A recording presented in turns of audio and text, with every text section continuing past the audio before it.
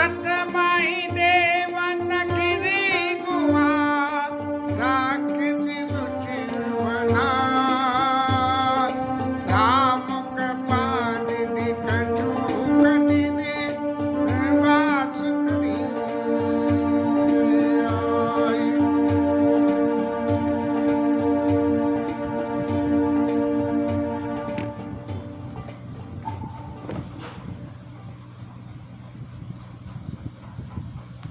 भगवान वन में वास करने के लिए सुग्रीव को राजा बनाने के बाद और अपने एकांत में लक्ष्मण जी के साथ वास कर रहे हैं भगवान। और देवताओं ने एक पर्वत की गुफा को अति सुंदर सजा के कि भगवान यहाँ वास करेंगे उनके अनुकूल बनाने के लिए काम कर दिया। महाराज राम जी वहाँ विराजमान हो गए और जैसा बरसात के दिनों में होता है, अब तो साधन संपन्नता बहुत हो गई, नहीं बरसात के दिनों में सारे कार व्यापार एक बार कहना चाहिए ठप्प से हो जाते थे। और सावन भादों और कुआर और कार्तिक ये 4 महीने ऐसे दिवाली के बाद से जो है कार व्यापार शुरू होते थे। इनको चौमासे बोलते थे और वहाँ से फिर व्यापार शुरू होते थे। तब जो है सारी, और तभी इस दौरान बरसात के दौरान में सारी जो धरती के अंदर छुपे हुए जितने बीज होते थे वो सब में अंकुरित हो जाती है। ऐसी परिस्थिति में चारों तरफ हरियाली, और हरियाली के संग में मच्छर भगवान भी आते थे। जीव जंतु जिनके घरों में पानी घुस जाता था वो भी निकल जाते थे। तो सब तरह का सुख और दुख उस समय में होता था। और राम जी महाराज जब वहाँ उन्होंने निवास किया जाके, मंगल रूपा भयउ बन तब हीन निवास रमापति जब सारा जंगल जो है वो मंगल रूप हो गया। भगवान चूंकि वहाँ वास कर रहे हैं। भगवान स्फटिक मणि की शिला के ऊपर में बैठे हुए हैं और लक्ष्मण जी के संग में कथा सत्संग भगति विरति और नृपनीति और दूसरी चीज़ों का आपस में वर्णन करते हैं। भक्ति तो लक्ष्मण जी पहले ही पूछ चुके थे, और विरति वो भी धर्म थे विरति योग थे ज्ञान, तो वहाँ भी पूछ चुके थे। लेकिन यहाँ एक नृपनीति और विवेक, ये 2 चीज़ें नई भगवान ने ऐड करी। क्योंकि ऐसा संभव था कि भरत जी के चरित्र में लक्ष्मण जी महाराज भगवान के सेवक की कैटेगरी में कुछ भी किसी तीसरे के प्रति बोल देते थे। यहाँ तक भरत जी के प्रति भी बोल दिया सब कुछ उन्होंने। तो भगवान को फिर दोबारा लक्ष्मण जी को ये समझाने के लिए कि देखो नृप नीति क्या होती है और उस नृप नीति को भरत जी ने कैसे पालन किया। और नृप नीति राजाज्ञा तो एक बात सीधी सी कहती है कि किसी ने तुम्हारा कोई अपकार कर दिया तो उसका प्रत्युपकार कर दो। लेकिन विवेक क्या कहता है जब नवनीति के संग विवेक होता है? बोले उसने तुम्हारा अपकार क्यों किया, तो उस अपकार के कारण को मिटाना का नाम विवेक हुआ। और नवनीति में विवेक होना बहुत जरूरी है। नहीं तो जैसा आजकल हो रहा है कि कानून में लिखा है कि उसने जो है चोरी करी तो चोरी के चोर के हाथ काट दो, तो बस हाथ ही काट दो। अरे ये तो पूछो कि उसने चोरी क्यों करी, तो इसका नाम विवेक है। कहत भगत नपनीति विवेका। और फिर जो है भगवान ने कहा कि लक्ष्मण देखो कैसे ये वर्षा ऋतु का वर्णन कर रहे हैं भगवान कि वर्षा ऋतु में किस तरह से पानी बरस रहा है और सांसारिक जीवन में ये वर्षा ऋतु क्या मायने रखती है, इस बात को भी बताते हुए कहते हैं कि बरसाई जलद भूमि नियराए जता नवाई बुधा विद्या पाए। ये बरसात में बिल्कुल ऐसा लगता है कि बादल छत पे उतर आए हो हमारे। तो उसकी उपमा भगवान जो है देते हुए कह रहे हैं कि बुद्धिमान व्यक्ति को यदि विद्या मिल जाती है तो वो नवना सीख जाता है। ऐसे जो है बादल भी जो है जब उनको पानी मिल गया तो उन्होंने नवना सीख लिया। पहाड़ पे पड़ी हुई बूंदों को पर्वत महाराज सह रहे हैं और कैसे कि दुष्ट आदमी किसी से कुछ कह जाए तो कोई फर्क नहीं पड़ता। तालाबों में पानी भर रहा है जा के, तो जैसे किसी व्यक्ति को सद्गुण मिल जाए तो वो उनको समेट के अपने पास रख लेता हो। ऐसे सिमिट सिमिट जल भरई तालाबा जिम सद्गुण सज्जन पे ही आवा। और फिर नदियों में पानी बढ़ गया और बढ़ के और बह के सागर की तरफ चल दिया तो क्या हुआ, सरिता जल जल निधि माऊ जाई होई अचल जीव जिम्हारी पाई। नदियों का पानी जाकर समुद्र में मिल जाता है और नदी का अस्तित्व खत्म हो जाता है। तो ऐसे ही जीव जब भगवान के चरणों में समर्पित हो जाए तो जीव का अस्तित्व खत्म हो जाता है। ऐसे जल का अस्तित्व जो है और फिर तमाम हरियाली होने से हरित भूमि तम टंकल गए सरस पाई और जिम पाखंड हरित भूमि तम संकुल समझ पर ही नहीं पंथ और जिम पाखंड बाधते लुप्त हो ही सदग्रंथ। पूरी जहाँ पैदल चलने की रास्ता थी वहाँ भी घास उगी आती है, जहाँ कभी नहीं उगती वो बरसात में उगी आती है। तो ऐसे उससे रास्ता नहीं दिख रही है। जैसे कि यदि पाखंडवाद जैसा आजकल चल रहा है कि अपने आप को तो राजा और सामने वाले को भंगी कहो, ये स्थिति जो है करके जिन पाखंड बात के लुप्त हो ही सदग्रंथ, सारे जो है अच्छे अच्छे ग्रंथ नीति और शिक्षा की बातें सब जो है छुप जाती हैं।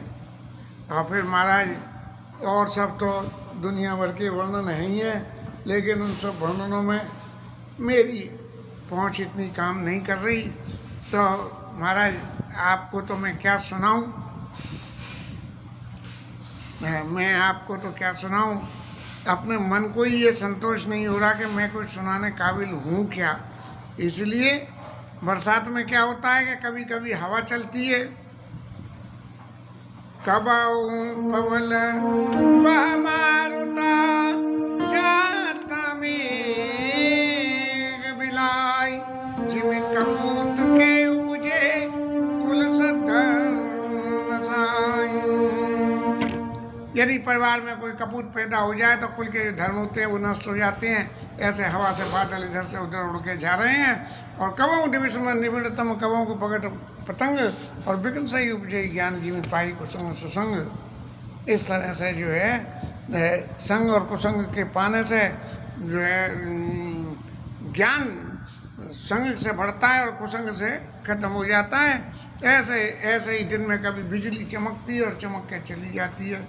इस तरह से भगवान चारे वर्णन को करते करते एक बात और आई कि जब बरसात खत्म हो गई और शरद ऋतु की शुरुआत हो गई और नदियों का पानी स्वच्छ हो गया, तब जो है बिनो घन निर्मल सो आकाशा हर जन परी हरि सब आशा। जैसे भगवान के भक्त सब कुछ छोड़ के भक्ति में लग जाते हैं, ऐसे ही अब बरसात में तो बादल घिरे रहते हैं। बादल हो गए तो आकाश बिल्कुल नीला स्वच्छ आकाश दिख रहा है। और कहूँ कहूँ भ्रष्ट सार दी थोड़ी को एक पाप भगति जिमी मोरी। अब कहीं कहीं जो है थोड़ा सा पानी बरस जाता है। ऐसी स्थिति को देख के वो में जीव संकुल रहे गए शरद ऋतु पाई सदगुरु मिले जाई जिमे संशय भ्रम समुदाय। जो धरती के अंदर रहने वाले जीव हैं, अब शरद ऋतु आ गई तो शरद ऋतु में बाहर अत्यंत ठंडा हो जाता है, उनके बिलों की जो है पानी भी सूख जाता है। तो गए शरद ऋतु पाई, शरद ऋतु आने से धरती के भीतर घुस गए। कैसे? जैसे कि संशय और भ्रम जो है यदि सदगुरु मिल जाए तो चले जाते हैं। इसके बाद प्रभु लक्ष्मण जी से कह रहे हैं कि देखो ये 4 महीने का समय निकल गया और सीता की खोज अभी तक नहीं लगी। और सुग्रीव औषध मोर विसारी पावा राजकोषपुर नारी। और सुग्रीव महाराज जो ये कह रहे थे, अतिशय प्रबल देव तब माया और छूटे ही राम करो जो दया। आप दया करते हो जब आपकी माया पीछा छोड़ती है। तो लक्ष्मण जी महाराज अब इनके माया से पीछा छुड़ाने के लिए क्या करो कि एक काम हो सकता है, जय सायक मारा में बाली कई सर हथों मूल का काली। बोले अब इनका जो है माया के चंगुल में फंस गए हैं और माया के चंगुल से मौत का भय जो है वो माया के चंगुल से जीव को निकाल सकता है। इसीलिए लक्ष्मण जी महाराज इनको मौत का भय दिखाने के लिए मैं कल सुग्रीव को भी मार दूंगा। अब एक तरफ तो भगवान ने मित्र के गुण और उन सब बातों को कही थी और दूसरी तरफ यहाँ क्रोध करके कह रहे हैं कि कल मार दूंगा। अब बातें दोनों विपरीत हैं, लेकिन इसमें अंतर्निहित अर्थ क्या है? भगवान चाहते तो आज ही मार देते, बोले जाओ लक्ष्मण मारी आओ उसे। लेकिन भगवान का उद्देश्य उस मित्र की हत्या करना नहीं था, बल्कि उस मित्र को सही लाइन पे लाना था। इसलिए कहा कि 23 रथों मूड़ का काली, उसको मैं कल मारूंगा। लक्ष्मण जी बोले महाराज कल की क्या बात है, मैं तो अभी आता हूँ, अभी पकड़ के ले आता हूँ, तो अभी मार कूट के उसे ठिकाने लगाओ। लेकिन भगवान ने कहा कि नहीं भैया, एक बात समझो कि रामचंद्र मैं जो क्रोध कर रहा हूँ वो क्रोध मित्र को लाइन दे कुपथ निवार सुपंत चलावा और गुण प्रगटे अब गुण नहीं दुरावा। मैंने कही थी कि कुपंथ से निवार के सुपंथ पर चलावे, तो ये मैं जो क्रोध कर रहा हूँ ये उसको सुपंथ में चलाने के लिए कर रहा हूँ, उसको मारने के लिए नहीं कर रहा हूँ। तो गोस्वामी जी महाराज कहते हैं, जाने ही है चरित्र मुनि ज्ञानी जिन रघुवीर चंद्र रतमानी। ये जो भावार्थ है कि भगवान के चरणों में जिनकी रति मति गति है वो इस चरित्र को जान सकते हैं। नहीं तो कहते क्या कहेगा संसारिक जीव, अरे महाराज जिसने तुम्हारे 1 लप्पड़ मारा उसके 2 लप्पड़ मारो। बात है कि घर गृहस्थी मिल गई, राज्य मिल गया, अब उसे क्या जरूरत पड़ी महाराज तुम्हारा काम करने की। इस तरह से भगवान ने जब ये देखा कि प्रभु क्रोध में है और उन्होंने कहा, तब अनुजयी समझावा। भगवान ने जो समझाया, रघुपति करुणा सी हुई, करुणा की सीमा है हमारे राम जी महाराज के भय दिखाए जाओ और जाके जो है उन्हें डर लगाओ, वो मौत का डर लगाओ जिससे कि वो भागता हुआ मेरे पास। क्योंकि जब बाली की मौत से डरा था तब भी मेरे पास आया था, और इसको मौत का डर सबसे ज़्यादा है, तो इसे जाके मौत का डर दिखाओ और उसे मेरे पास ले आओ।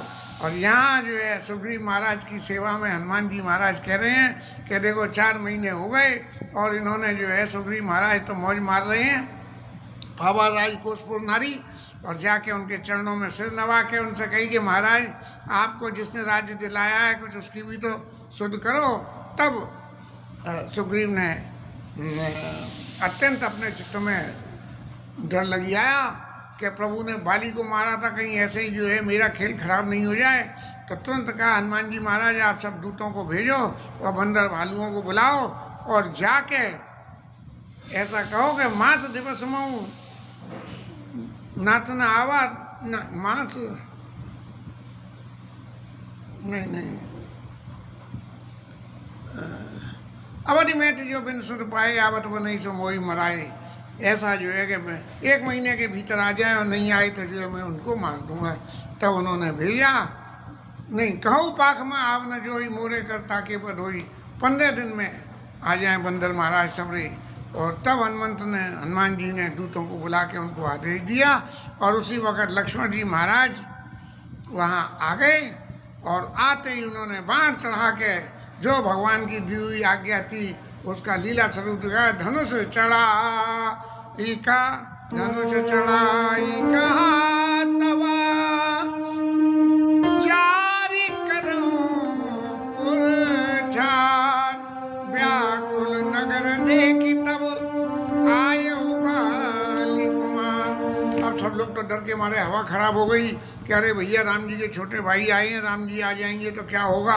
इस तरह से जो है सब इंतजार कर रहे थे। तभी जो है व्याकुल नगर देख तब आए वो बाली कुमार। तब अंगद महाराज वहाँ जो आए क्योंकि वो युवराज के पद पे थे। और सबसे बड़ी बात एक थी, अंगद इसलिए आए कि प्रभु ने जैसे बाली को मार के मेरे ऊपर कृपा करी थी, ऐसे ही कहीं यदि प्रभु क्रोध में भी होंगे तो मेरे ऊपर कृपा करी थी, ऐसे ही फिर कृपा करेंगे तो क्यों ना मैं ही प्रभु के पास चलूं। इसलिए सबसे पहले अंगद जी महाराज आए और उन्होंने आके लक्ष्मण जी के चरणों में विनती करी और लक्ष्मण जी ने उन्हें अभय दी। उन्होंने बहुत विनती करी कि प्रभु बड़ी गलती हो गई और ऐसा नहीं करना चाहिए था, हम आपसे माफ़ी मांगते हैं। तब लक्ष्मण जी ने उनको दी कि जाओ तुम मस्त हो, डरो मत ही, कुछ नहीं होगा। और फिर जो है सुग्रीव ने अत्यंत भय माना और तारा के साथ हनुमान जी महाराज को भेजा कि जाके जो है उन्हें समझा बुझा के और ले आओ। लेकिन ये तो सब लीला थी। हनुमान जी महाराज तो सबसे बड़ी बात है कि किसी सेवक को यदि प्रसन्न करना हो तो उसके स्वामी की बड़ाई करे। सेवक को सेवक की बड़ाई करोगे तो वो उतना प्रसन्न नहीं होगा, और हनुमान जी उनके स्वामी की बड़ाई करोगे तो सेवक को बहुत प्रसन्नता होती है। तो ऐसे हनुमान जी ने चरण बंदे प्रभु सुयस तारा सहित जाय हनुमाना, चरण बंदे प्रभु सुयस विखाना।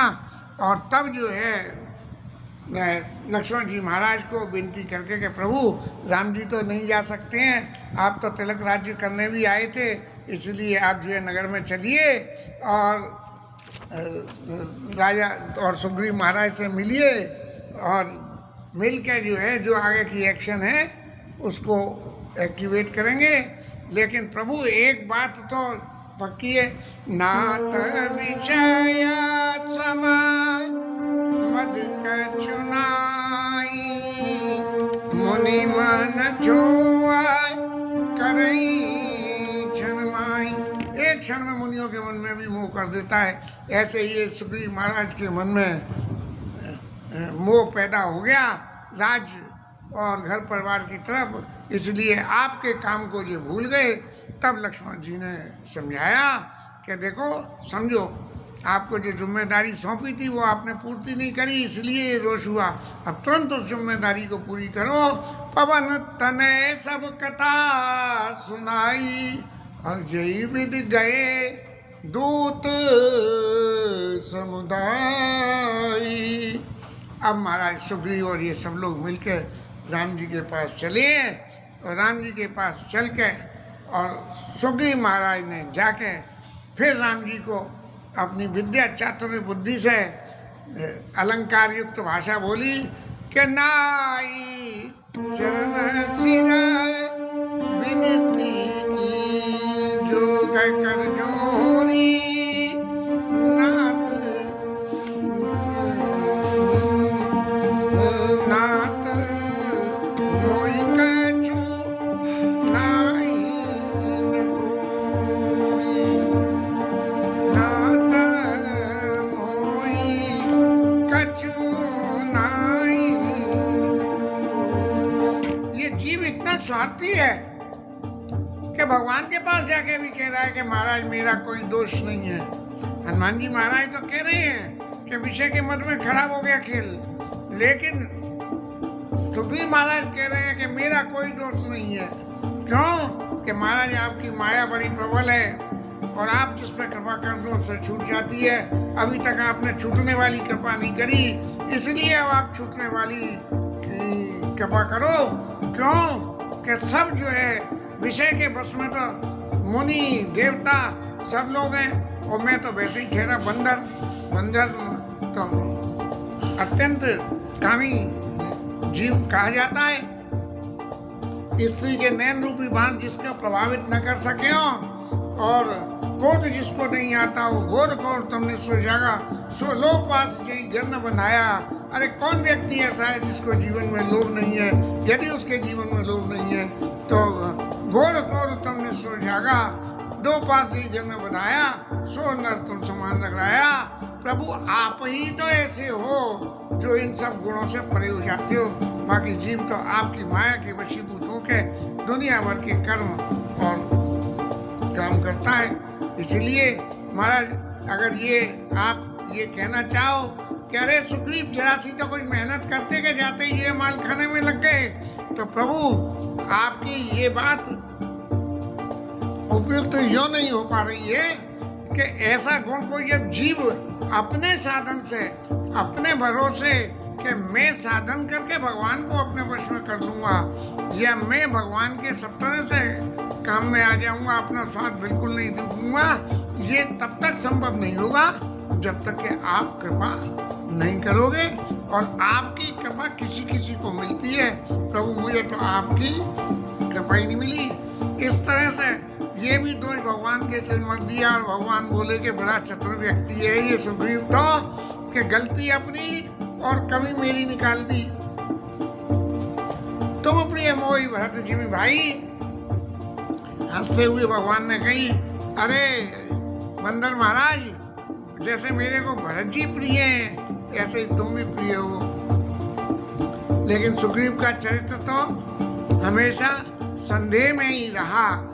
अब बहुत ज्यादा यहाँ तो याद नहीं आ रही भी नहीं, बहुत पंडित रामकिंकर जी बड़ी अच्छी कटाक्ष वाणी में जो है सुग्रीव महाराज के चरित्र को कहते थे। अब सोई जतन करऊ मन लाई और जई विधि सीता के सुधि पाई। राम जी महाराज बोले कि अब कोई भी तरीके से यत्न मन लगा के ये यत्न करो कि सीता जी की सुध मिल जाए। और ये बातें हो रही थी तभी बंदरों के झूठ वहां चले आए और सबने आके जो है नाना बगन सकल से देखिए किस बरूद इतने बंदर आ गए कि चारों तरफ बंदरी बंदर हो गए। और शंकर बाबा कह रहे हैं कि बानर कपट कटक उमा में देखा। इतने बंदर हो गए कि वो मैंने देखे और अगर कोई उन्हें गिनना चाहे तो वो मूर्ख की गिनती में आ गया। शंकर जी महाराज कह रहे हैं अब ये तो एकादश रुद्र में खुद ही वहाँ शामिल थे। और आई नाम पर राम पद नावई माता, जिनकी गिनती नहीं हो और वो सबरे आके भगवान के चरणों में माथा टेके तो उनका माथा बंदर की तो खोपड़ी बड़ी हार्ड होती है, तो टेकते टेकते भगवान के जो है चरण ही छिल जाए। लेकिन भगवान की मूर्ति को देख के सब ऐसे सनात होकर खड़े हो गए। और भगवान की तो भगवान तो भगवान है, उन्होंने एक एक बंदर से जिनकी गिनती नहीं हो सकती थी उससे पूछी को हनुमान जी आप सही तो हो ना, ठीक हो? भगवान के लिए तो ऐसा करना कोई भी असंभव नहीं था। और सुग्रीव महाराज ने फिर सारे बंदरों को समझा के कहा कि राम काजर मोर निहोरा मानस दूत जाऊं चहु ओरा। अरे सारे बंदरों राम जी का काम है और मेरा तुम्हारे तुमसे निहोरा है। निहोरा माने विनती या मेरी तुमसे खुशामद है कि चारों तरफ जाओ और जाके जनक सुता के खोजे उजाई। बस इतना कहा कि जनक सुता का खोजे उजाई और मास दिवस में ही आए हो भाई, उनकी खोज करके और 1 महीने में आ जाना लौट के। अब बताइए बंदर को इतना खोजी है कि उसको कुछ और ज्यादा डिटेल बताने की जरूरत ही नहीं पड़ी सीता जी की। जब डिटेल नहीं बताई गई तो बंदर तो और धमकी और दे दी कि माँ से दिवस माऊँ आग न जोई, मोरे करता के बद होई, 1 महीने में नहीं आया तो मैं उसके जो है मार दूंगा। ऐसी बात सुग्रीव महाराज ने कह के बंदरों को भेज दिया। अब जहाँ दूतों को ऐसी खोज लेने भेजोगे वो दूत क्या करेंगे, इसलिए वो दूत तो सबरे रखे रहे। लेकिन बचन सुनत सब बानर जाता चले तुरंत, तब सुग्रीव बुलाए अंगद नल हनुमंत। तब ये 3 लोगों को बुलाया। बंदर तो सबरे भक्ति है, उन्हें तो रेता के खोजने जाना है, जहाँ मिलेगा तो बंदर अपने खाने का साधन देख ही लेते हैं, सो कोई बात नहीं है। और खबर मिली तो लेके आ जाएंगे, नहीं तो कोई बात नहीं है। तो बंदर तो सब मौज मारते रहे कि बोले। तब जो है हनुमान जी को और नल को और अंगद को, इन 3 को बुलाया गया। तो फिर उनको सीता जी की पहचान के लिए सब जो है आईडी दी गई कि कैसे कैसे हनुमान जी, कैसे कैसे सीता जी की पहचान करना और कैसे कैसे खोजना। और इन सब बातों के साथ में ये कथा विश्राम, कल खोजने चलेंगे बंदर महाराज, फिर आगे की कथा होगी। और शायद किष्किंधा कांड शाम में चला जाएगा। तो हनुमान जी महाराज मंगलवार को सुंदरकांड में विराजमान होंगे।